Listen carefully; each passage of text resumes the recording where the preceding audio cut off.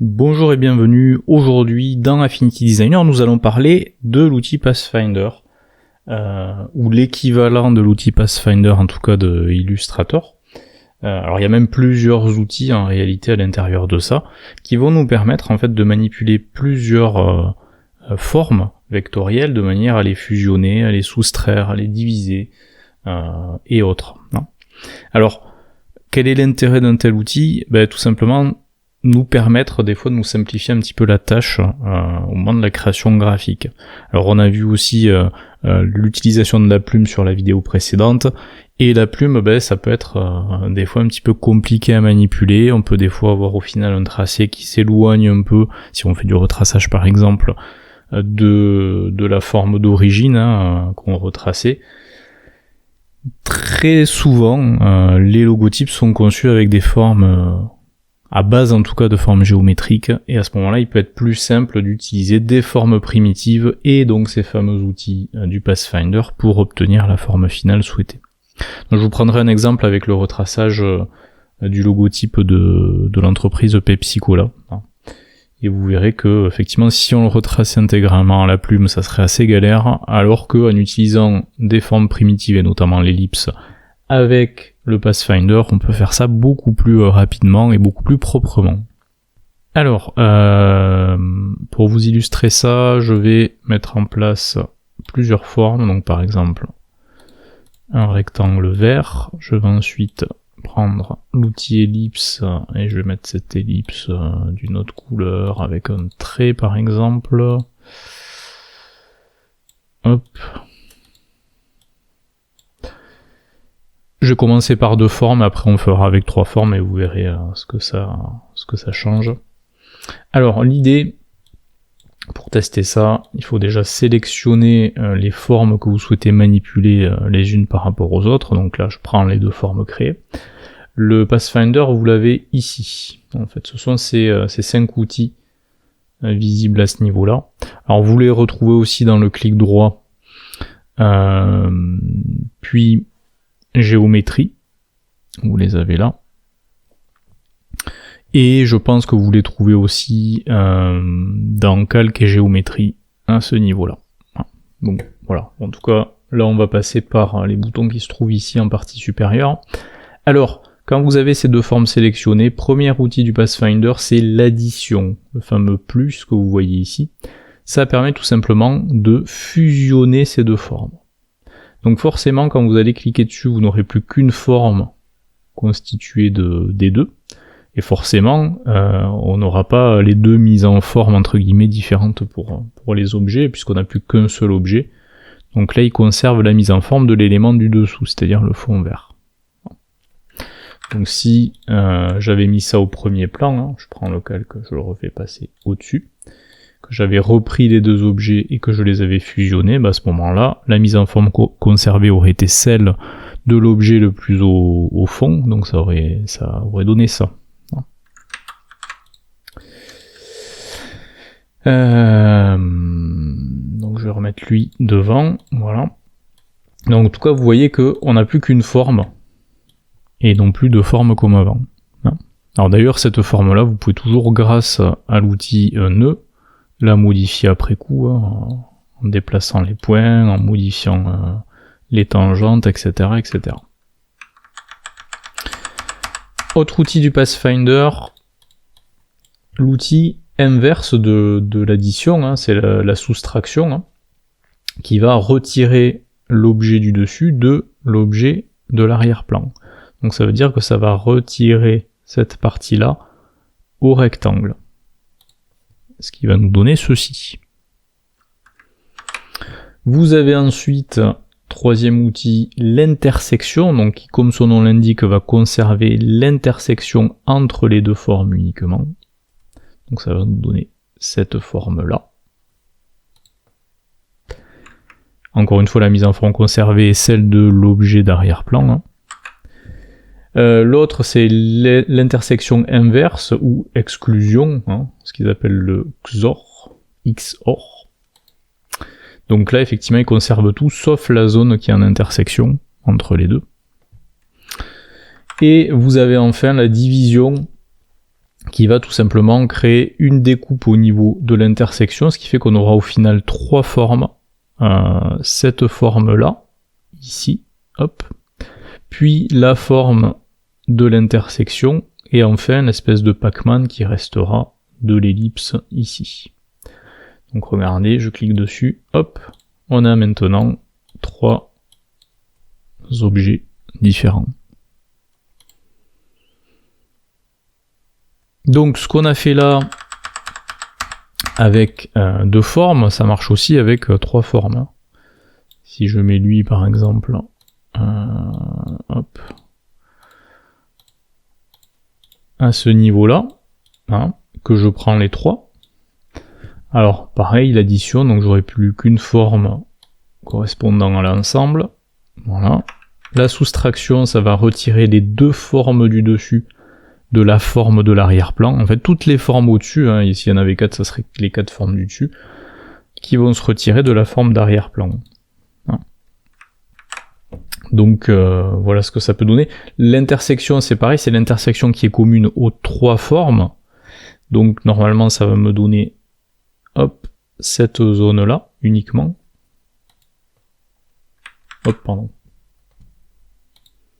Voilà. L'exclusion, bah du coup, ça me donne tout ce qui n'est pas en intersection. Hein. Et enfin, la division, et là je vais avoir tout un tas de formes différentes, hein, mais c'est le même principe que tout à l'heure. Donc voilà, ça marche avec X objets, hein, si vous avez X objets sélectionnés. Donc, pour vous illustrer l'utilisation de ces outils-là concrètement, on va aller placer le logotype de Pepsi. Et effectivement, alors c'est pixelisé, hein, d'où l'intérêt de retracer. Si vous souhaitiez faire ça à la plume, c'est possible, mais ça serait un petit peu galère quand même. Donc, ce serait pas forcément hyper proche de la forme d'origine. Ou en tout cas, il faudrait retravailler les choses derrière pour que ça soit parfait. Vous voyez, là il me manque peut-être un point, etc., etc. Donc, c'est pas l'idéal. Alors que si on regarde de manière logique les choses, ça ressemble fortement à une ellipse rouge qui aurait été amputée d'un bloc sur la partie basse. Et ça, pour le mettre en place, du coup, l'idéal, ça serait de prendre l'outil ellipse, de faire un rond rouge auquel on aurait retiré une partie, grâce à l'outil soustraire du Pathfinder. Donc je vais faire ça, je vais partir en maintenant la touche Shift ou majuscule temporaire enfoncée, je vais partir d'un cercle, parfait. Le voilà, je relâche le clic. Ensuite, je vais le placer à peu près au bon endroit, l'agrandir si c'est nécessaire. Je vais l'agrandir un petit peu, voilà, qu'il soit à la bonne taille. Je vais le décaler. Je vais ensuite donc cliquer avec l'outil déplacement sur cette ellipse, puis changer sa couleur de remplissage en passant ici par la case de couleur.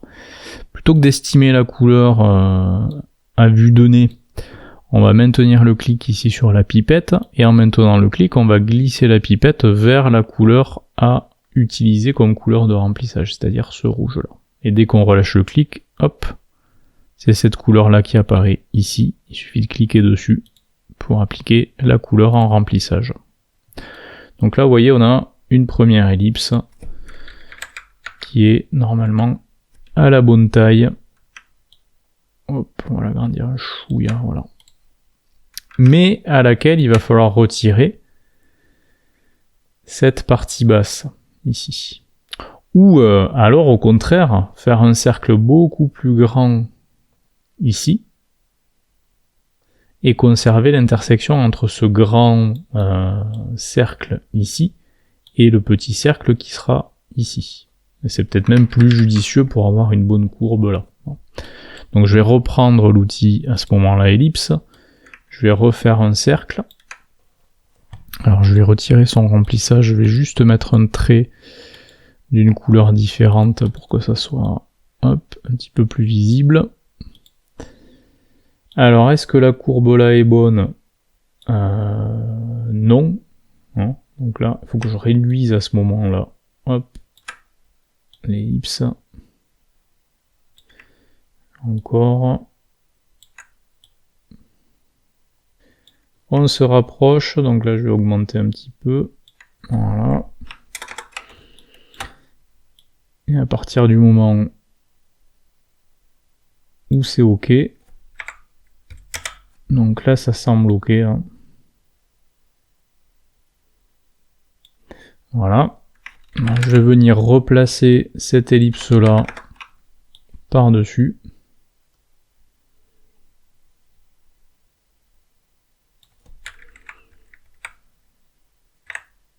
Voilà, comme ça. On va ensuite prendre donc les deux et on va faire donc une intersection pour conserver uniquement l'intersection entre les deux formes. Et voilà ce que ça nous donne. Hein, donc vous voyez que c'est quand même au final plus propre que de le faire à la plume. Alors pour la forme du bas, c'est un peu le même principe en fait. Hein. Il nous faut une ellipse, même un cercle. Hop, que je vais agrandir.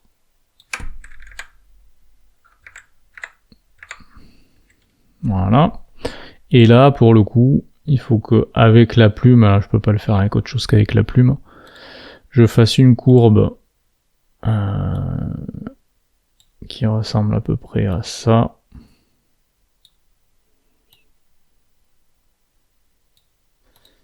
En revenant au point d'ancrage d'origine.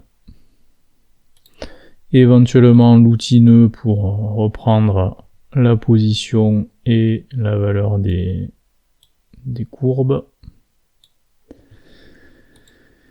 Et ensuite donc prendre les deux formes, l'ellipse que j'ai tracée et celle-là, et pareil, conserver l'intersection entre les deux. Voilà. Et ensuite, au niveau du remplissage, je vais prendre la pipette, maintenir le clic, aller chercher cette couleur bleue, et du coup pouvoir cliquer pour l'utiliser en remplissage. Et je retire le trait. Donc là, vous avez en gros hop, le logo Pepsi qui est retracé proprement et simplement en réalité. Donc voilà pour ce qui était de la notion d'addition, soustraction, intersection, exclusion et division de Affinity Designer, et on se retrouve très prochainement pour une nouvelle vidéo.